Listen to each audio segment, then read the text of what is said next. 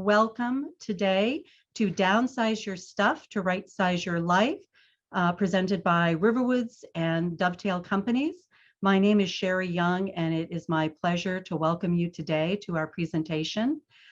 Before we get underway, we have just a couple of housekeeping notes to share with you. Because of the size of our group, everyone is on mute, but we welcome your questions, and we ask that you submit these through Q&A. Chat is disabled for the presentation today, but you can place your comments and questions directly in the Q&A box. And you needn't wait until the end of the presentation. If there's something that you want to ask as we're going through, you're certainly welcome to submit as we go along. We also welcome suggestions on how we could improve our presentations, as well as ideas that you may have for a topic that you'd like us to cover in the future. Before we begin, I also just like to share a little bit about Riverwoods. We are, Riverwoods has been a leader in redefining retirement now for over 25 years. What started as a bold concept has grown into one of the most trusted senior living organizations in New England. We were created by a grassroots group of residents. Riverwoods is where active, independent adults find community, purpose, peace of mind with excellent health care if and when you need it. You see a representation here of our 3 communities in southeastern New Hampshire: Riverwoods Exeter, Riverwoods Manchester, and Riverwoods Durham.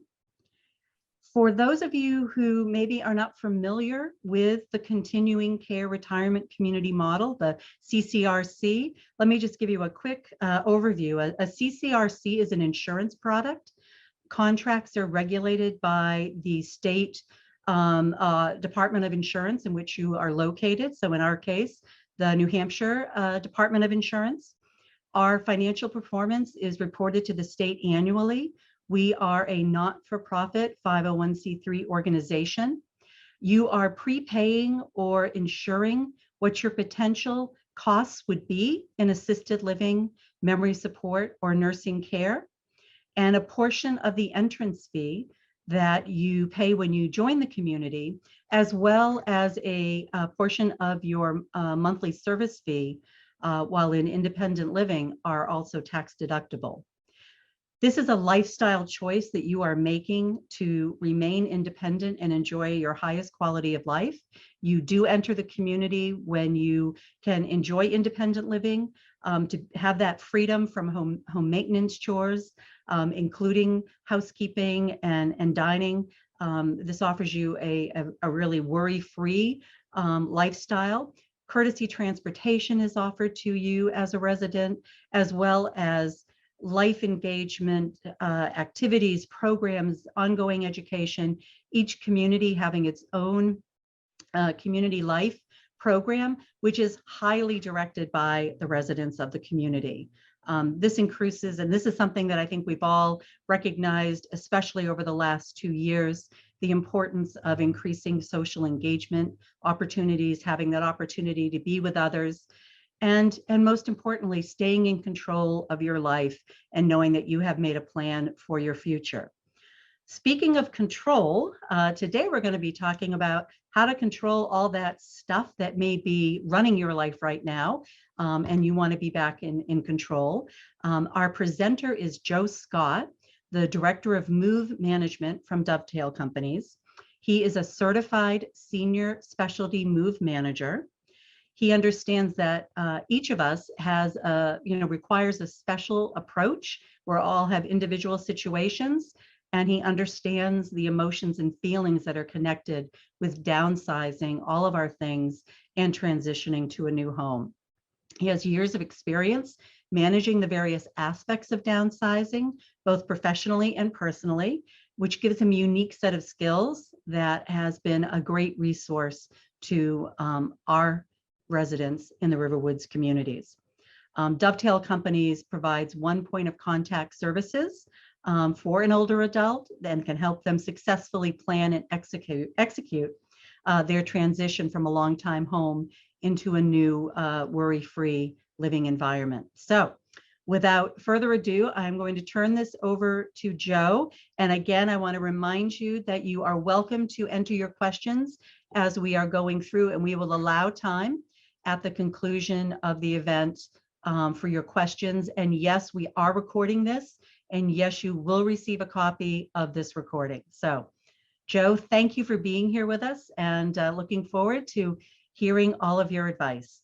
Thanks very much. And thanks to the Riverwood community. We're so thrilled to partner with you in making these transitions to your beautiful communities smooth for all of your residents. And thanks to all of you for joining. It's really amazing that we have folks from far and wide, very envious of those folks in Hawaii, as we're expecting about a foot of snow tomorrow. But will be a good time to begin the right sizing exercise. So first of all, I just wanted to talk a little bit about the term downsizing versus right sizing. And I think downsizing can have a negative connotation, and there are very prescribed methods as to how you go about doing something. And I think because we all have different needs in our lives, we all have different personalities, right sizing seems to fit for me, because I think that it comes to what's right for you is not right for someone else. And we think that right sizing is really a process that feels right for you and creates a comfortable environment for you to live. I have an example of working with a client. We were downsizing in her kitchen, and she had 3 ladles. There was one, they were all about the same size. They all had about the same size bowl. There was one that was kind of ornate, and the bowl was scalloped edge. And then she had another one that was very plain, and another one that had a heavy resin or wooden handle.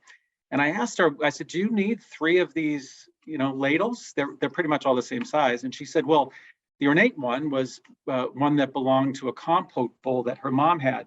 She didn't have that bowl anymore, but she still used that ladle as part of her, dining experiences and how she'd serve relishes and salsas and stuff. And she also had the second one, which was just belonged to a stainless steel gravy boat that she had. So she wanted to keep that one. And the third one that had the comfortable handle was one that she used when she did hot fudge sundae bars with her kids and her grandkids. If we had taken the prescribed method of you need 1 ladle, that would not have been right for her. We also went further down the drawer, and she had 2 wine openers, and she said, I don't need any of those, I don't drink. But we made sure that she had one in case she had guests who wanted to have a bottle of wine. It really is the time to talk now about downsizing. The great book called The Gentle Art of Swedish Death Cleaning, sounds far more ominous than it is, was written by a woman by the name of Margareta Magnusson. And she was 86 when she wrote it. And she identifies the art of Swedish death cleaning as the process of getting your home comfortable the closer we get to leaving this earth. And when I read that, I was thinking, boy, the time is now, because regardless of your age, whether you're 20, 60, 80, 90, every day you live, you're closer to the last day on earth. So I really read that as the time is now. It's never too early to start the process. Starting the process can be daunting. I mean, it is a very daunting, emotional process for lots of people. Because all of the things that we have came from different places and different periods in our lives. And we'll talk about where everything came from, why it's still in our house. Why did we hold on to it? Why is it still in the basement? And then how to get started. There are so many different opinions about starting the right sizing process, but we have one that we want to share with you, hoping that now is the time you begin your right sizing. We hope that our approach is helpful to you. First of all, the best news that you could probably hear, we've lived. So it all came from incredible life experiences. We all have stuff. And I think that sometimes, it's not misery loves company, but the collector loves company. And it came from the fact that we had monumental life events. We got married, we had children, we had birthdays, we worked, we were recognized, we have awards, we wrote papers, we had presentations from when we worked, and we have all of that stuff. We still do. We've stayed current. I've stayed current. I've been in my home for 20 years. And I think we've painted our primary bath 3 times. I have 3 cans of paint in the basement that I'm going to use for touch-up that I've never used. but I stay current, and I, then have the remnants of staying current. Bought new pillows for the sofa. I took the old pillows and put them in, a guest room closet because they still were good, and I'll save them someday. My mom used to always say, "I'm going to save that for when we have a camp." I'm one of 8 children. We were never going to have a camp. But anyway, she saved a lot of things. And I think as we remain current in our lives, we buy new clothes, we buy the latest and greatest of gadgets. It's fine, we should. But what we should be doing is moving one in, putting one in and moving one out. And we'll talk about that and how to maintain sort of the right sizing status. The mailbox, not only do we get a ton of junk mail, we hold on to it. We get all kinds of magazines that are unsolicited, full of advertisements and maybe 1 or 2 little stories we want to read. We dog ear it and we save it. We get, blue envelope of value coupons. We save those, put them in a junk drawer, and then, we find that they expired in 2017. Greeting cards. I think I was talking to my sister about greeting cards, and she said, I can't throw them away. They're like $5 each. Someone spent $5 on this greeting card. I can't bear to throw it away. And it's absolutely right. So we end up keeping it. We end up keeping everything a lot of things that have come from our mailbox. Our bills. Can we take a look at perhaps getting bills online versus having to get a paper bill? But if you get a paper bill, get rid of the envelope, keep the bill, itself, and once it's paid, destroy it by shredding it. We have had hobbies, and our interest in different things has changed over the years. We could be an amazing stained glass artist, and we continue to do that. That's terrific. We have all the supplies, we have the equipment. We may have been at one time a great wood carver, but stopped doing wood carving. We still have blocks of, burled maple, and we still have lathes and chisels and all of these things.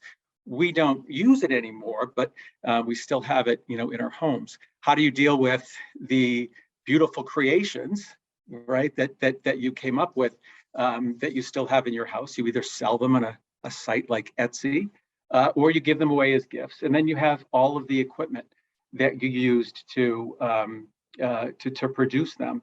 You can also, always donate that to senior centers, or, sometimes to schools, after school programs, those kinds of things. And our interests and hobbies will continue. We're going to continue to live, right? And the right sizing process doesn't mean that you don't have monumental life events still happening. It doesn't mean that you don't stay current.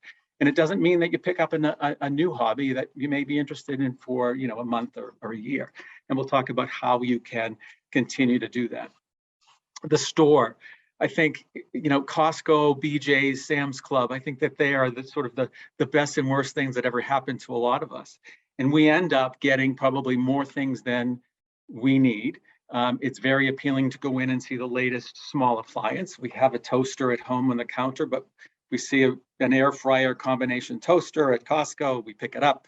We just move the toaster over, or we move the toaster to the basement instead of sort of dealing with that. We buy paper towels and toilet paper. Continue to buy as much as they can offer us.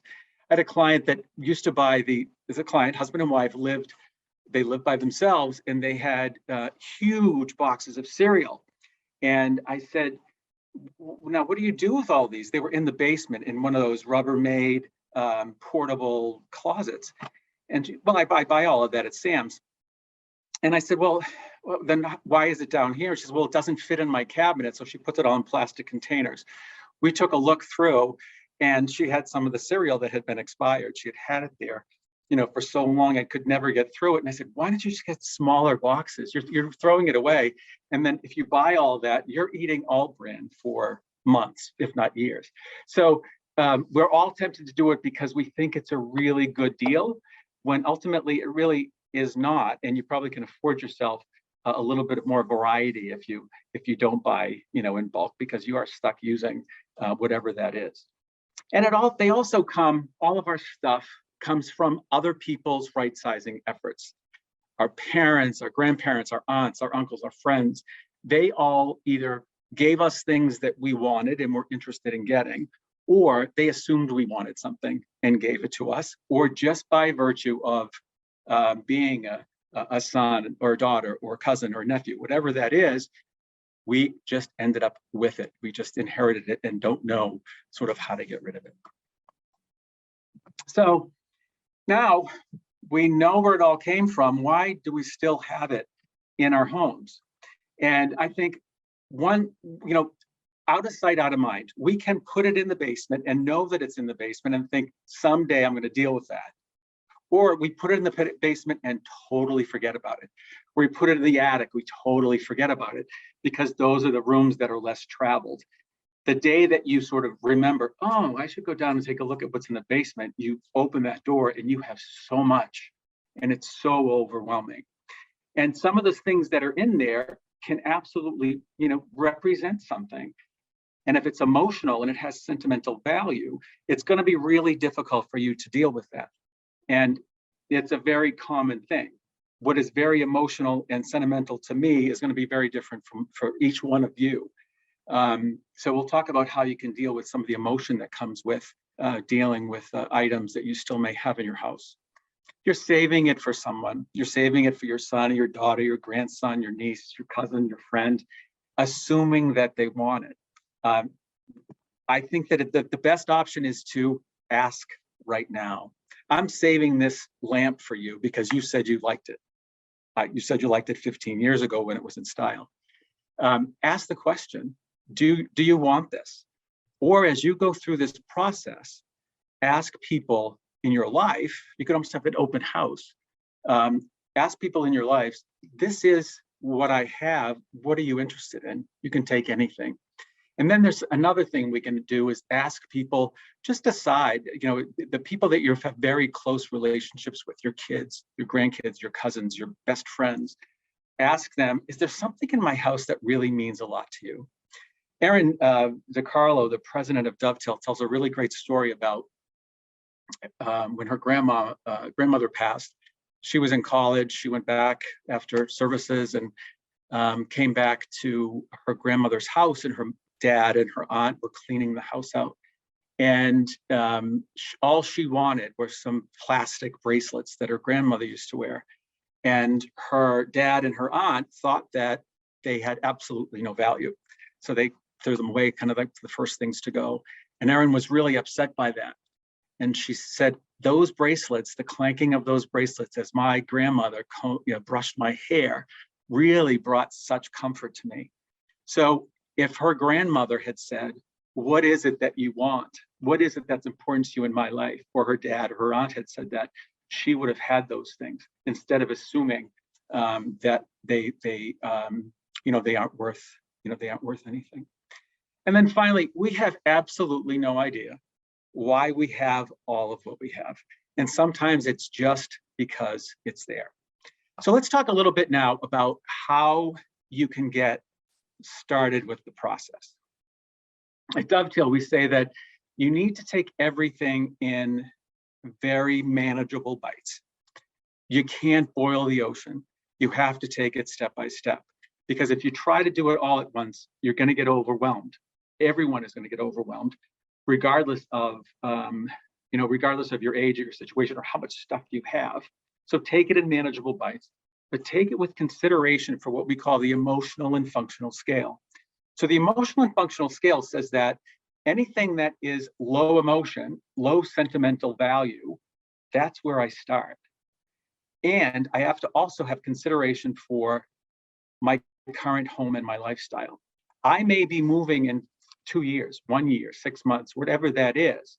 I have to make sure that I'm keeping what it is that I need now to maintain my lifestyle.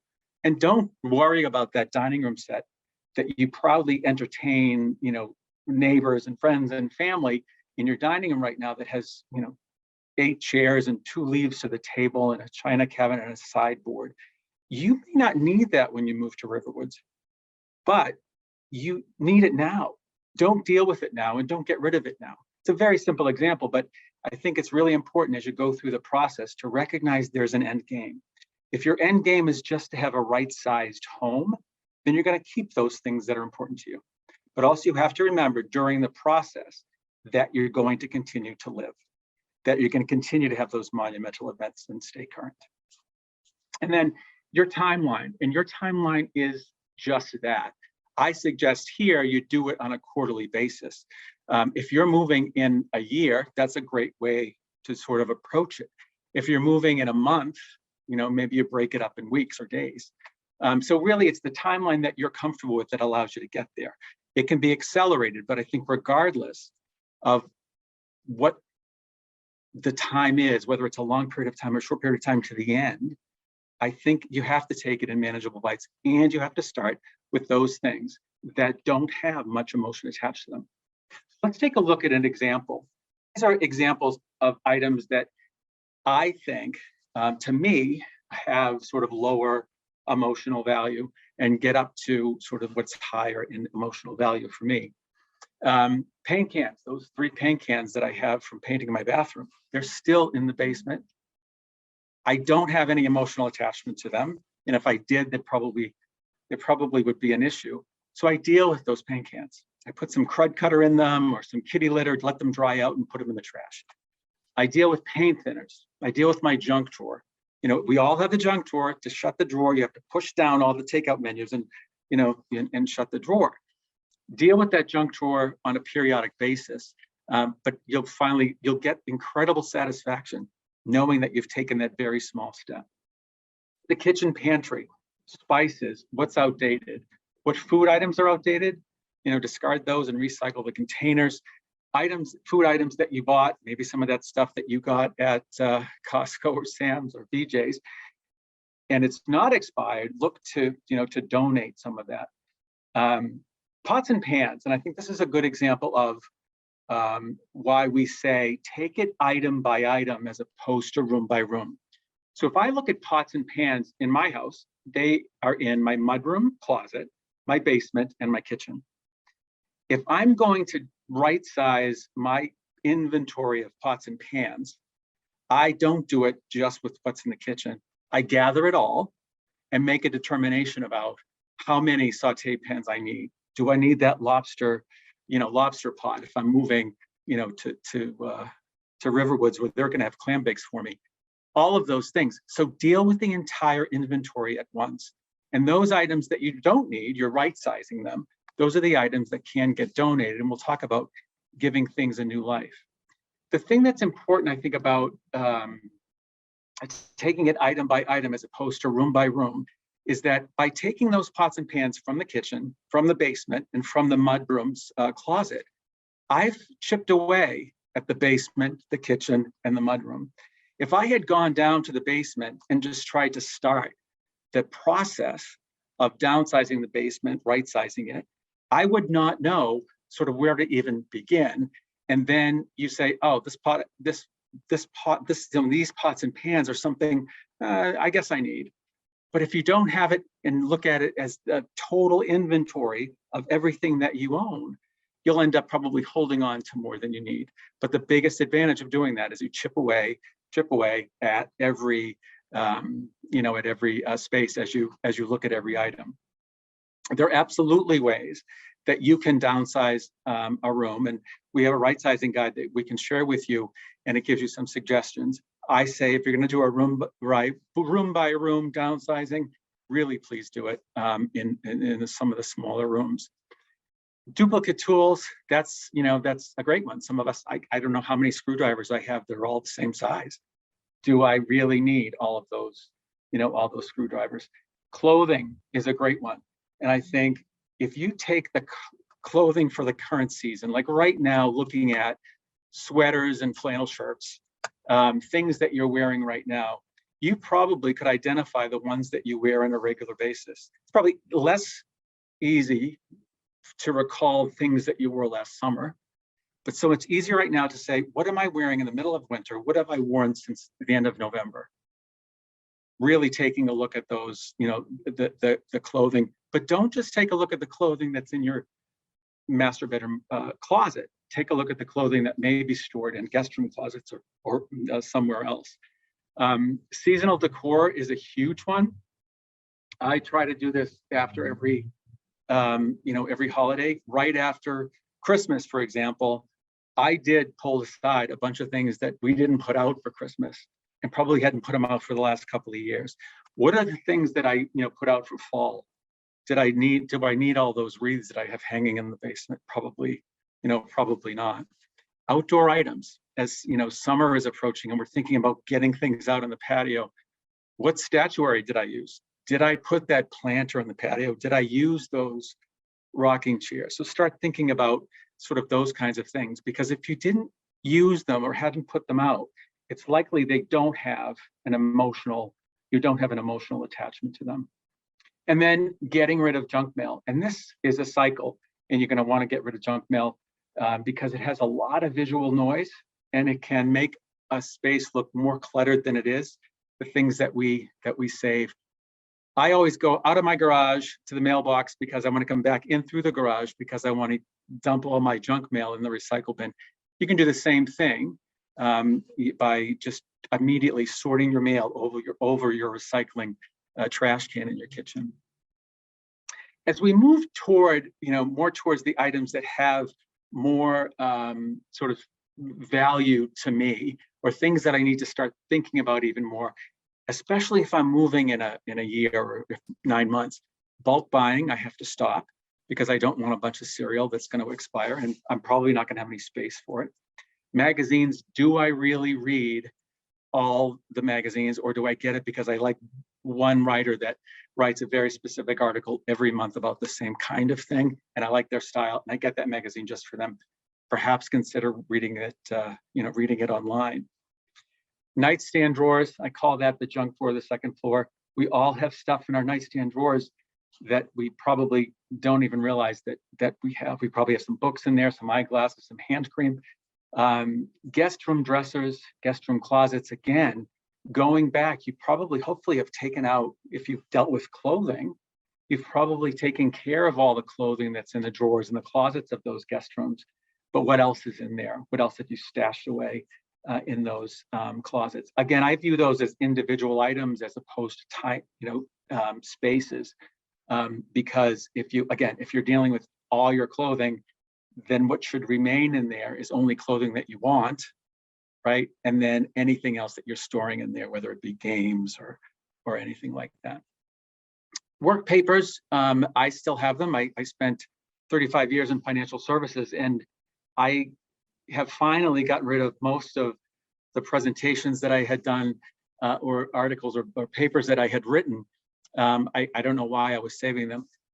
There were a couple that I did scan and I saved, and I recycled, all of the rest.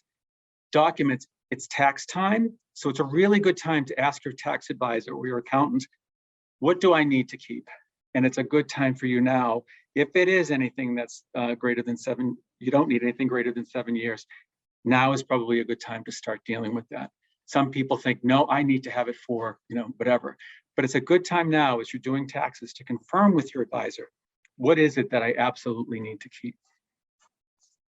I could go through all of these items. One thing I want to really address, because it's important to me, but as I talk a lot about right-sizing in communities, books are huge. There are so many people who are avid book collectors. Either, they have their favorite novels, they have coffee table books that have now become closet shelf books. They have reference books, atlases, bird watching books, how-to books. They have all of these things. And I think books can be a very emotional thing to deal with, because I know that I still do. You don't abuse a book. I remember growing up, right, and being in school, books were something that were sacred. You had to cover them, and my mom used to cover them in brown paper, and you had to cover them and keep them and protect them because they were really an important source of, information. And I came to very much respect, to respect books. So take your first pass through your books. Don't take your first pass through your favorite novels, because inevitably you're going to go to that chapter that made you love that book so much. You're going to sit down and you're going to start reading it. Start with the books that really you don't really use, that you don't use very much. Start with your cookbooks. Start with those coffee table books that have now found a home in the closet. Start with atlases, all those kinds of things that really are not useful to you. Encyclopedias, I can't tell you how many clients we have that have full sets of encyclopedias. There are markets for those and people will take them. there are organizations that will take them. So let's get them, let's get them donated. There are also those items end up a lot in used bookstores. There's, I think, a couple in New England where you can, just donate them to a used bookstore. And stagers, we do some staging as a move management company. Stagers buy all kinds of books, especially encyclopedias, because they have really nice, colors, and they have a very formal sort of look. So they're perfect for, staging a home. So books 1.0, get rid of the reference books, the cookbooks, the novels that really are not your favorite novels. Don't open the novel. Don't be tempted to open that novel that you really like, because you'll end up going down a hole. And the goal is to always continue to make progress. Every time you go down a hole, you get discouraged and it becomes more daunting. Chipping away, piece by piece. Slides in movies are really huge. And I think one of the greatest things in the last, probably 5 years, maybe even longer than that, we've been afforded a lot of resources that allow us to save those slides in movies and convert them into CDs or get them on a thumb drive so they can be saved on a computer. Encourage you, if you have all of those, to do it. Sometimes there are even ways you can now take a slide and take a photo of it and have it load directly to your own computer. Slides can be an emotional thing in movies, an emotional thing, to go through. I think it's really great to take that time with family and use it as an opportunity. We're going to look at the slides really for the last time to pull out the ones that really mean the most to all of us, and then take those slides and convert those slides, and you can recycle all the rest. Boxed photos and framed photos. I have a ton of photo albums, and photo albums take up a whole lot more space than a plastic container of photos that have been stacked. I'm not saying get rid of those photos. I'm saying put them in a place that they are a little bit more organized and take up less space. Taking them out of the photo album also gives you an opportunity to say, do I really need it? The days of waiting to get a roll of film developed, regardless of what came back, that picture of some sunset with your thumb in it, because it came back and you paid 20 cents per print, you put it in your photo album. Now is it really the kind of photo that you need to keep? Pull out some of those photos as well to scan them, because you can use those as you can use some of your framed photos. We recently did for a client, they had so many framed photos, pictures of them as children, their parents' wedding pictures, all of their children, their grandchildren, and they had grandchildren that, from when they were babies up to their, grandchild's wedding. And they did not want to get rid of all those photos. So we took all of the photos out of all of the frames. We had all of them scanned, and then we had them put on 2 separate digital frames that rotate in one was in the family room and the other one was sort of in the kitchen area. So they would never have seen those photos, some of them that we took out of the boxes or took out of the photo albums, but now they get to enjoy it. And when you're moving to a new community and you're welcoming new friends, it's an amazing way to have a conversation when one photo pops up that conjures up for you good memories and good stories. So I think that's a really great way to use all of your all your photos and make sure that they're all being seen. This is a time too when you get sort of close. It's what furniture do you have that's unused, right? Or furniture that's stored away. That furniture may be serving a purpose right now. You may have 10 folding chairs in your basement. You may have an additional folding table that you put up for the holidays. That's the kind of stuff that you may not need when you're in the next phase, next chapter of your life. So it's time to start dealing with that furniture that you may not need, furniture that's been storing and that you've been using. But it's also a time to question, does that dresser, that small dresser that I have in the bedroom, will that really make a better, is that a better option for me to put my television on in my new den? So it gives you an opportunity to sort of think about, how can I use some of those things that I'm stored? Can I give them sort of a new life in my new life? And then I say go to books 2.0. And this is when you go through the novels, you go through once more, you take another pass through the cookbooks. Did I, in the last, couple weeks since I looked at this, a couple months since I looked at it, have I thought about it? Do I feel any differently about it? And then you can think about, what do I do with them? Going into Riverwoods, you can donate them for community, community reading. There are so many great organizations that can use them. I'm not saying get rid of them. Keep those that are very important to you, but understand that you're going to need to have a space for them wherever you end up living. And then think about all the your heirlooms, all your, again, displayed photos. You could have framed photos all over your house, but what are the displayed photos? I do want a couple in frames because I want it to feel like home to me. So I am going to keep these. I'm going to have this one and this one put in a double frame, thinking about all of that because it limits the amount of stuff that ends up being on a tabletop or a surface. And it's time to inventory your entire furniture sort of collection. You may have held on to your full dining room set because you were entertaining. It now is time to move, and you need to right size the china cabinet because it may be too big. You don't need all of the chairs, you don't need all the leaves, all of that kind of thing. So once you're through all of this and you've gone through, and again, this list is my list. I have kitchen utensils and gadgets as something that has some sentimental value to me, and they do because I love to cook, and I love every little thing. And if I have to use that cherry picker just once to make one cherry pie a year, I want to keep that pitter. I'm going to keep it. But going through those, it's very emotional to sort of give those up. So this list is mine. You can, and we'll provide you with a worksheet.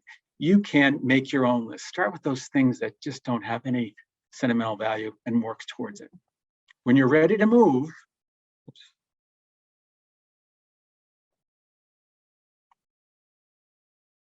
oh, here we go.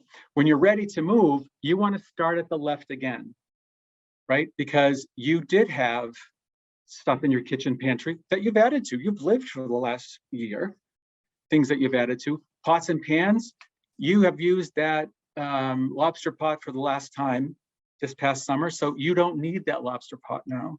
You don't, after a second review, you don't need the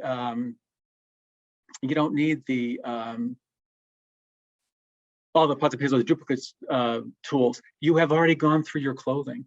So all the items that are in bold are items that are where we've applied what we call the 80-20 rule. We'll talk about that in a second.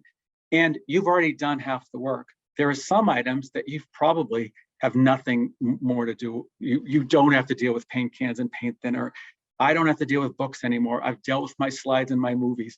So by the time I'm ready to move, a month, 2 months before I'm ready, 3 months, whatever it is, when I'm ready to move, I've already gone through most of it. So then that process is going to be far less daunting. Let's talk about applying that 80-20 rule. The rule essentially says that 80% of the time we wear 20% or use 20% of what we have. And you'll see it's kind of true when you try this yourself. So I have a couple of examples. Mary's sweaters. Mary goes to her collection of sweaters. She has 25 of them. She selects 20% of them, or 6 or so. And she and those are going to be the 6 that she wears a lot, or the 6 that she likes a lot. She goes and picks out a couple of others that she really likes. And she ends up with, maybe a total of 9, 10, 12 sweaters of a total inventory of 25 that was in her closet. Yeah, it's not 20%, but it is far less than what she had, and she's made some room. And I think this approach, it's not science, not proven. We just use it as an approach to get started, because people always say, I don't even know where to begin. And applying the 80-20 rule really helps. Bill's golf shirts, same thing. Collection of golf shirts from every golf trip we ever went on, and every work trip. Most of them, probably like mine, don't fit, and still have them. But going through, picking out the 20%, taking 20% of that population, going and grabbing a few more that you wear because they're comfortable and they fit good, and they don't have they don't have any stains on them, or they represent the best game of golf Bill's ever played. keep it, and you can then right size the remainder. You'll be really surprised when you take the 20% of the entire, really count, take 20% out and then add a little bit more to it. You'll be surprised that you'll be left with many items to right size. Mary and Bill's Kitchen dishware is a real life example for me. We're helping a couple get ready to go to a community, and they had so much, I think it was called Falsgraph, popular in the 80s.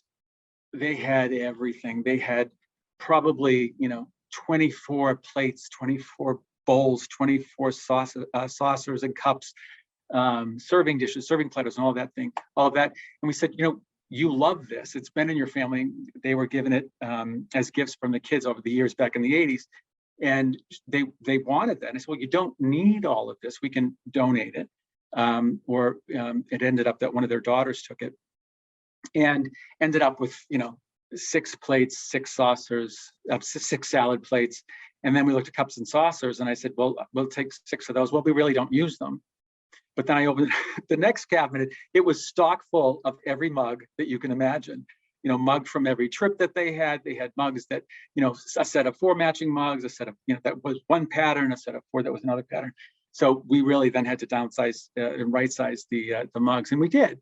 And we didn't take 6 mugs. Mugs were a big thing to them because they had a lot of sentimental value to them because they represented a place that they were.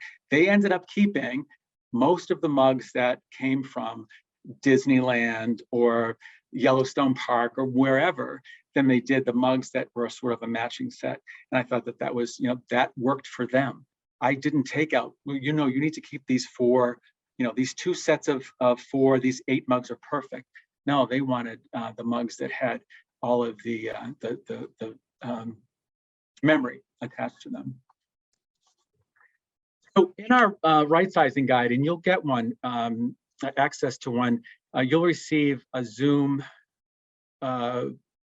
message email, and it will allow you to click on it and get a copy of the right sizing, a link to the right sizing guide, and you can also ask us for it by emailing us, and I'll tell you that at the end of our discussion.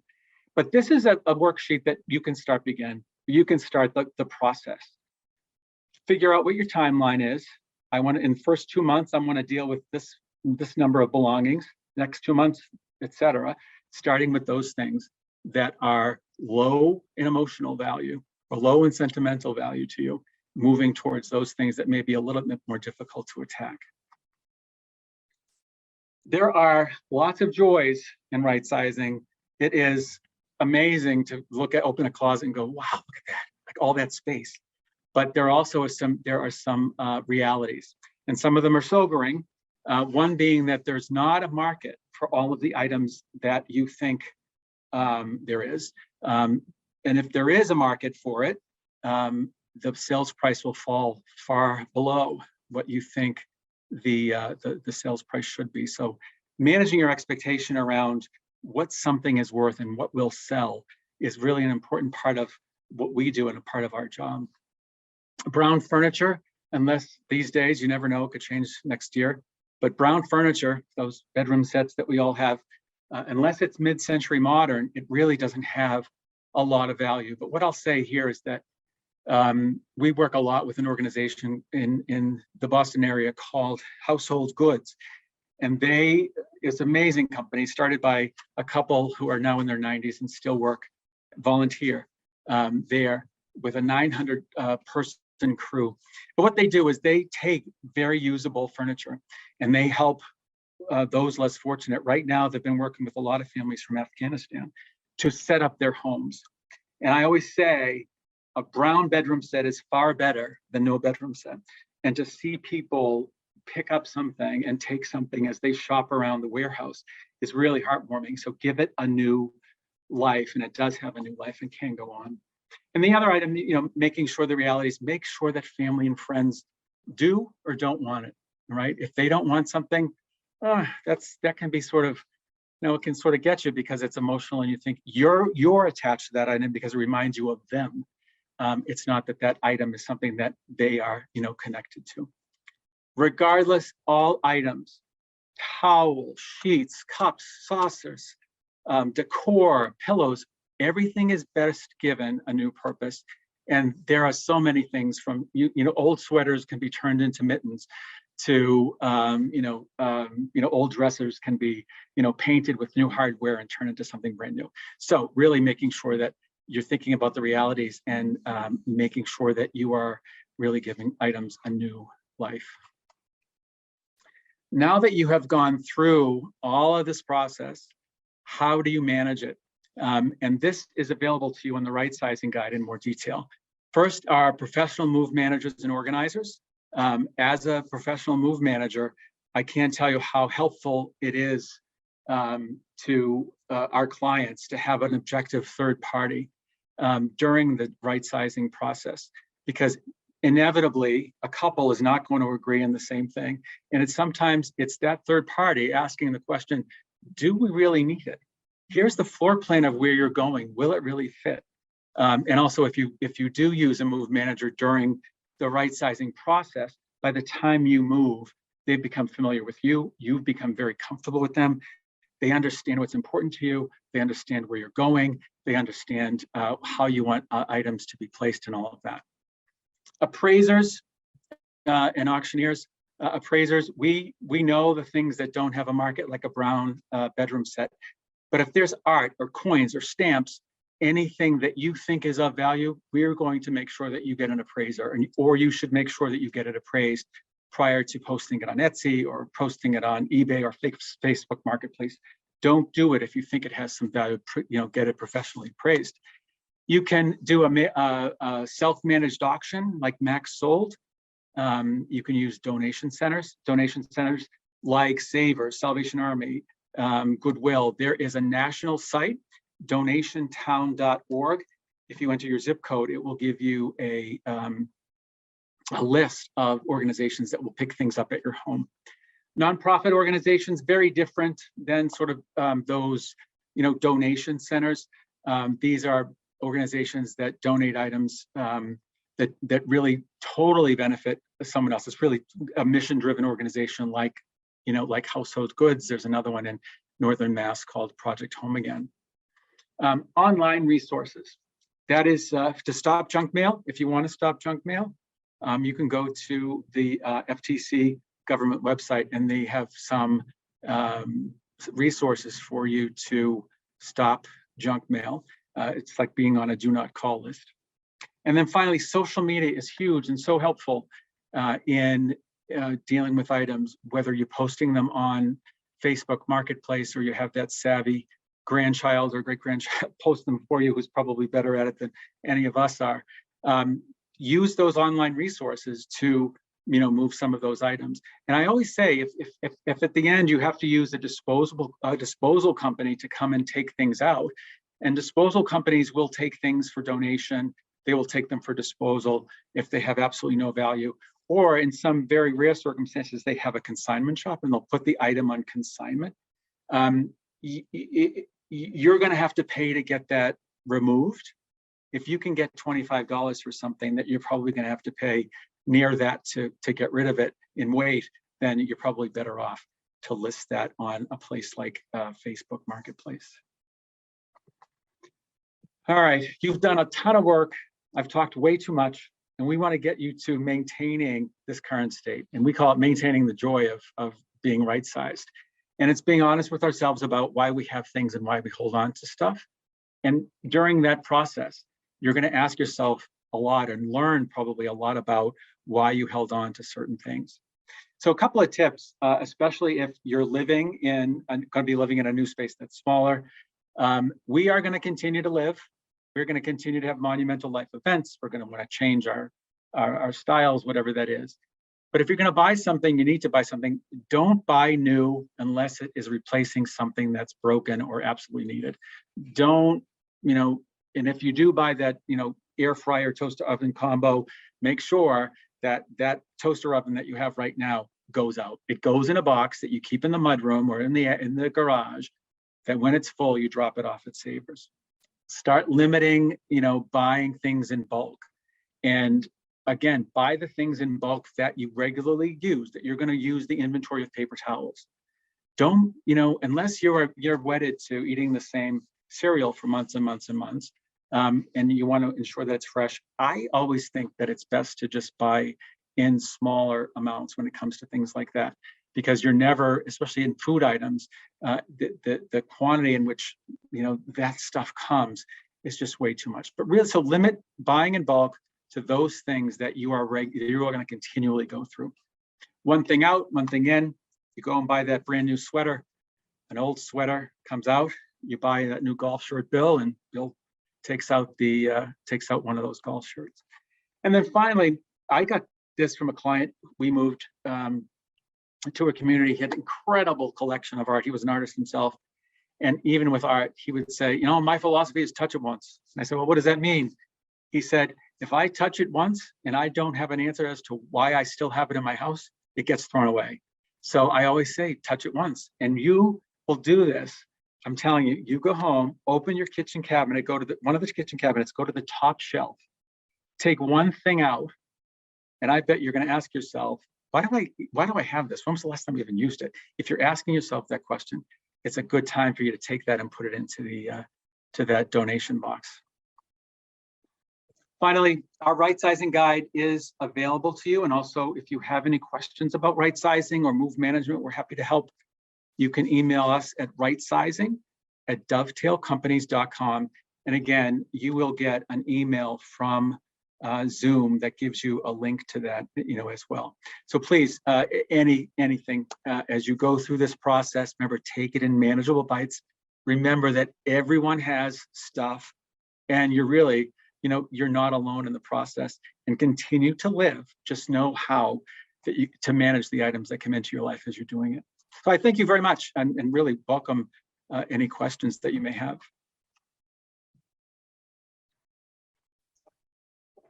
Thank you, Joe. I was so paying attention to you in that last moment. I am so motivated to go home and tackle some big project now, another closet, another, cabinet like you just described. So we'll call you on Monday to make sure. You know what?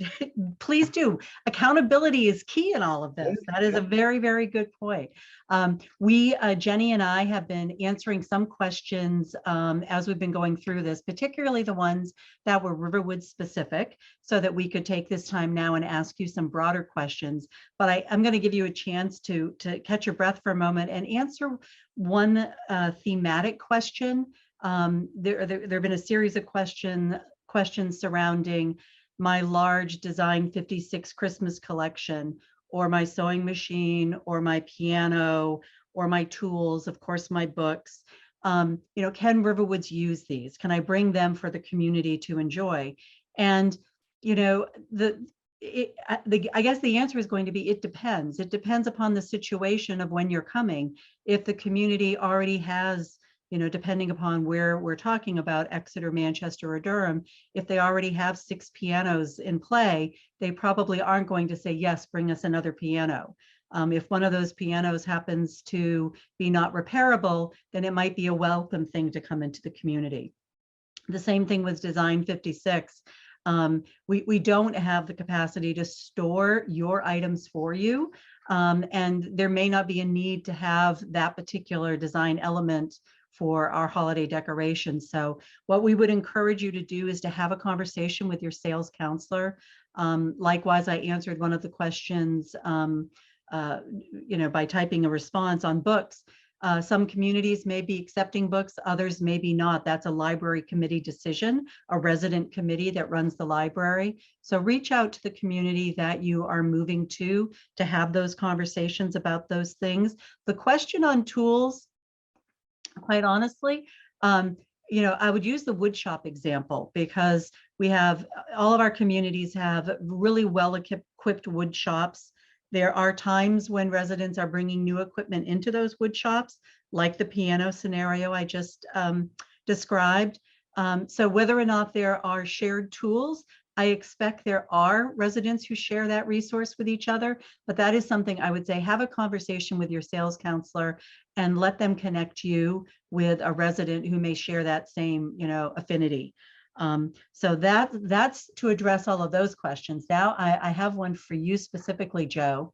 How does one get rid of expensive, fine paintings or pieces of art? Tastes vary so much. Galleries, consignment, donation.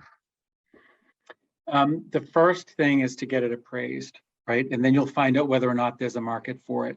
If you can get it appraised, then generally an appraiser is going to know whether or not there's a gallery that will accept it. If the appraiser has a specific, there are some appraisers who end up buying it. There are some appraisers who will take it for their own, their own auctions. I can't stress enough the importance of having it professionally valued. And once you have it professionally valued and you know what it is, you have a story, and the more information you have on it, the better it is, the chances of gaining more information. Then you have the ability to shop it to respective galleries. The internet for everything during the right sizing process is our absolute best friend. I think that once you have a painting by a certain artist from the Berkshires, for example, you can Google and find out where is that artist and what do they have. We had a client who had a lot of quilts, decorative quilts that were hanging in his house. Mm-hmm. And we found the quilter that made them, and she ended up purchasing them back. So you have to do your research, and I would never accept, never sort of just post it and say best offer.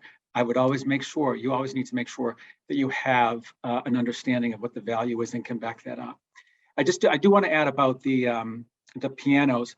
That's a common challenge, but we've had success with churches, piano schools. We've called piano schools and asked if there are students who don't have pianos. Sometimes the schools themselves will take them. YMCA, after-school programs, rec centers, they really will end up taking them, and all it is for them is the opportunity to they pay for the transport. We use a piano mover to do that, and then the tools, huge contributor to vocational schools, after-school programs, and to any of your. My brother-in-law had one of those red Craftsman tools. We donated to the vocational school, and they could use that in their automotive classes. So there are lots of places for them where they're really welcome if you can't get them into the community. That's really great. Thank you, Joe. That's a really good point. There were two questions around the getting rid of documents and the question of 5 versus 7 years and IRS recommendations, obviously tied to the types of tax returns, sole proprietor. Yep. So the question was, you suggested 7 years, why? And somebody else asking if they needed to keep them longer for capital gains purposes. 7 years. 7 years is the general IRS guideline for majority of documents. We always say to our clients that you need to check with your CPA, your tax advisor, as to what it is you need to keep. There are lots of things that are probably older than 7 years that are available to you online. From whether you're in Fidelity or Putnam or Vanguard, wherever you have that stuff saved historically in your document center. So, I would really, number one, know what your asset manager has for, retention of electronic records. And also for those that aren't electronic, make sure that your advisor, you check with your advisor to ensure that you're saving only what you need. and if you don't, and those that you don't need, there are lots of services to deal with shredding them if you don't want to sit over your shredder. It's a lot of work. Yeah. Thank you. Kate comments that we skipped over memorabilia and collections. Anything to say about that? Memorabilia and collections are very personal. Hummels, we see that, collection of Hummels it's devastating for people who have collected Hummels and Lladró and Balik china. There's not a market for any of those things. And again, the internet is a really great resource. And what's recorded on the bottom, there are some Hummels, for example, that are worth something if they have a certain stamp. So it's really researching all of those things And then sometimes people reuse those, artistic, crafty people will take those and turn them into something else. Memorabilia, I think, I think of things like trophies from high school, and you don't want to throw them away. You want recognition. You want to remember those. So you can do things like take photos of every one of those, put them in your digital photo frame that's going to, rotate. One thing that I did for my sister for her 50th birthday, she was an athlete and she got all the athletic genes, an athlete in high school, is I took the brass plates off of every one of her trophies, and I mounted it on a board and had it framed. And that was a way for her to have all of those. And we donated the bodies of the trophies, and they took them. So it's really, again, asking friends or family if they're interested in any of those. Do any of these give, evoke a memory for you, and you want, search whether or not there is a market. And again, donate it, because some people may still be collectors. There are still collectors of Hummels, regardless of whether they have a value. So if you donate them, you can certainly get a small tax write-off, but someone else is able to enjoy them. So this sounds like a plea for like getting rid of something. Carol comments that she has a silver tea service candlesticks that she would like someone to come in and get rid of them without her having to deal with it any longer. So I guess the question is, who are those services that can come in and, purge things that you just want removed from your home? You can, if it's something specific like silver, you want to make sure that it's, sterling as opposed to silver plate. You can either search for someone on the internet. You can go to local or refer to your local antique stores, or, you can, a local, I don't know where you are, but a move manager or professional organizer, they're going to have a lot of those resources and literally can come in and take care of it. If it was something that was, if it was a sterling set or sterling candlesticks, we would absolutely make sure that was all appraised prior to doing, absolutely anything with it. So there's a good market for silver now, actually. Mm-hmm. Thank you. And I do want to point out that we have now gone past 2 o'clock. Our commitment was to keep this to an hour, but the questions are still coming in. Joe has agreed to continue on, so we'll continue on and try to get through all the questions that we have as of now. If you have to log off, we thank you for joining us, but we will continue on through these questions. I'm going to read this statement to you, Joe. I'm sure you'll have an opinion on this. Does this make sense? I'm thinking of putting stuff that I don't know whether I can use at Riverwoods in a storage unit. After I've moved in, I can go through the storage unit and decide whether or not I'll need the stuff. For example, paintings and decor, china collection, certain furniture, cooking appliances, bicycle gear, camping gear, etc. What's your thought on that? Well, first of all, you don't want to pay a mover to move it, or a move manager to pack it, for one thing. You will put it there with the best of intentions. You are going to enjoy your life in a very different way. You're not going to want to go to that storage center and store the storage unit and sort it out. I really think that you need to, if you're not going to display it or use it in your new space, then don't store it. Because number one, I don't want you to pay to have it moved. And then if you have to get rid of it, you're going to have to then pay. You move it, you decide that you don't want it, you have to then pay someone or find someone to then get rid of it for you. So I highly suggest that you take care of it before you move, so that you can enjoy your new life at Riverwoods. I would echo that, Joe, and I would also share that our move-in coordinators at each community can help you with planning, as will Dovetail, help you with planning what will fit into your new space, so you can make those decisions without the expenses that Joe was just outlining. Joe, if books are underlined, should they just be tossed, or will they still be donatable? Donatable. Okay, thank you. Donatable. They still have their information. Great. Can you please repeat the name of the organization in Boston that takes used furniture? I think that was Household Goods. Household Goods in Acton, I believe. Okay. And there's also a place in Andover, if someone's close, it's called Project Home Again. And then Mission of Deeds, which is in Reading, Massachusetts. Thank you. Do you know the names of art dealers? Could you provide a few? Are there any specific names in the right sizing guide, Joe? No, Or we these- don't.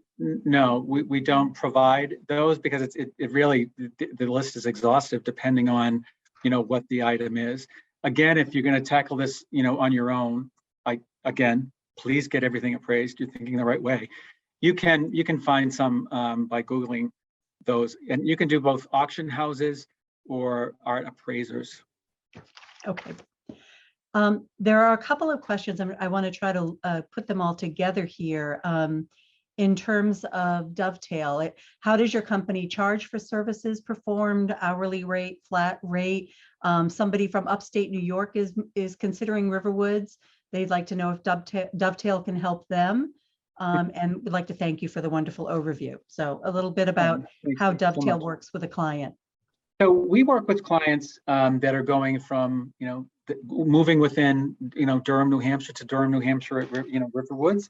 We work with clients who are coming out of state, whether it be in the New England area, or we've recently moved someone from Arizona, Virginia, Ohio. And we do have good partnerships with Van Lines, a company that's a Boston-based company that's a United Van Lines affiliate, and they really help and work with us in making sure that we are receiving everything that should be received. We've worked on the floor plan to make sure that everything you're sending is going to fit into the apartment. So that is sort of the answer to, we'll work with anyone. If we need to find a move manager, we are members of the National Association of Senior and Specialty Move Managers. So we reach out to our colleagues and we partner with them to provide our out-of-state residents with a resource locally that we partner with, and then we'll do the same thing that we do. We offer all of our services are $95 an hour, and that's $95 an hour per person, and that includes sorting and organizing, right-sizing, working with you, going through items, going through your entire, your all of your clothing. If you say, something, I don't want to deal item by item, please just deal with my basement. We'll go deal with your basement. We also work on understanding, where it is that you're going, what's your new space, measuring getting the Riverwoods floor plan, confirming all the measurements, developing a to scale floor plan for you that we can then, once we've measured all of the furniture, we place that furniture on the plan. That is incredibly powerful because it allows you to get excited about your space. You can do that very early on, gets excited about the space, but it also gives you a visual as to, oh, I can't take that. I'm not going to have space for it, or I'm going to have to swap it out with something else.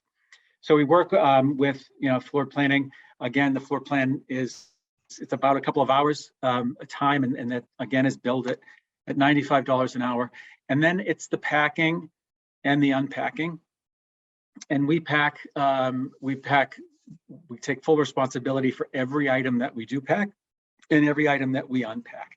And then our goal is by hopefully 2:30 in the afternoon of move-in day, everything is set, including your bed is made. And that's really bed is really important to us because we find it's a really intimate place and it's one of the last things that we do. So you are fully settled. We've gotten rid of all the boxes. And then we've worked with the cable company to make sure that your cable is properly installed. We've worked with the mover to make sure that we'll get you the estimates. We don't mark up the cost of the mover. We just coordinate with you movers that are approved by us and by Riverwoods. And then finally, we do provide what we call settling in services.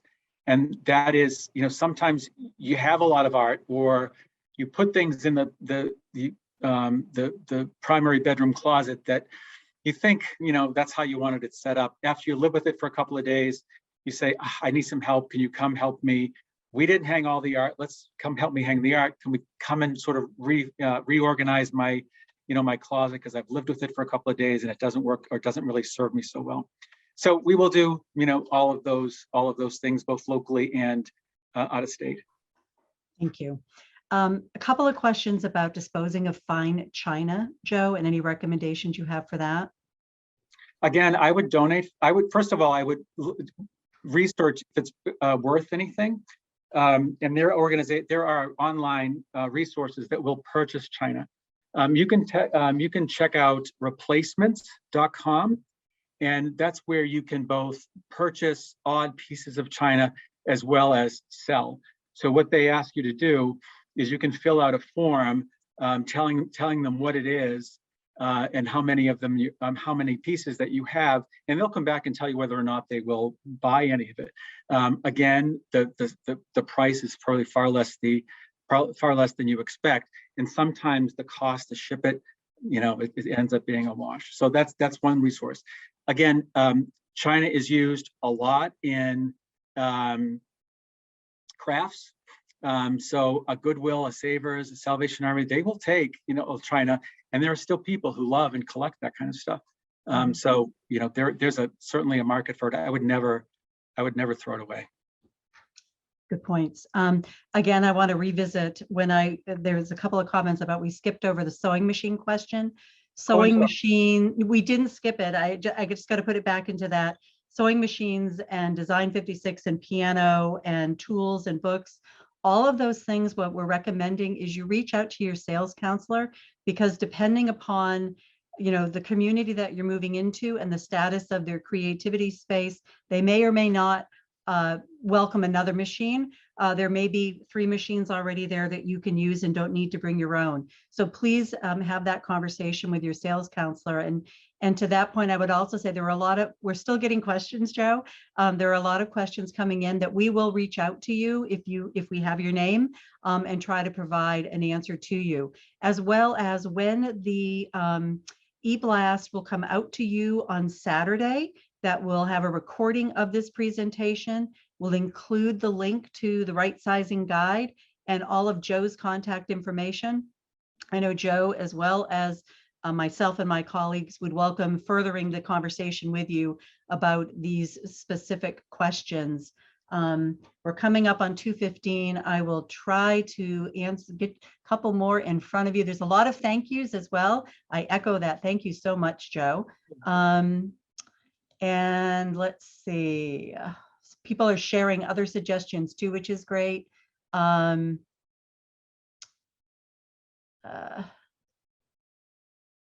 does one get a reasonable cost appraisal? When I have contacted them in the past, I've been told an appraisal can be several hundred dollars per piece. Thus, I've rarely gotten things appraised. Ideas?